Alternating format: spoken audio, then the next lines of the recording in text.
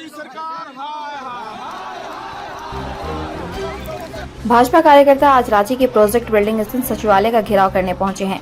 इसको लेकर ध्रुवा स्थित प्रभात तारा मैदान में जुटान हुआ है। सचिवालय घेराव को लेकर पार्टी ने करीब 3 लाख कार्यकर्ताओं के जुटने की उम्मीद जताई जा रही थी, जिसको लेकर पुलिस और प्रशासन ने भी सुरक्षा के चाक चौबंद व्यवस्था कर रखा था।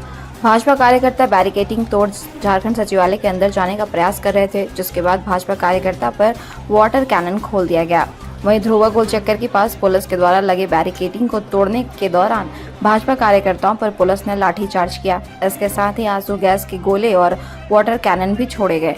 बीजेपी सांसद संजय सेठ, विधायक समीर उरांव को पुलिस ने गिरफ्तार किया।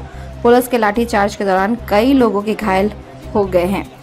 झारखंड सचिवालय घेराव और प्रदेश भाजपा के धरना प्रदर्शन को लेकर प्रशासन पहले से ही अलर्ट मोड पर थी। रांची प्रशासन की ओर से शहर के कुछ इलाकों में धारा 144 लागू किया गया है। ये निषेधाज्ञा आज 11 अप्रैल को सुबह 8 बजे से लेकर रात करीब 11:30 बजे तक के लिए लागू रहेगा।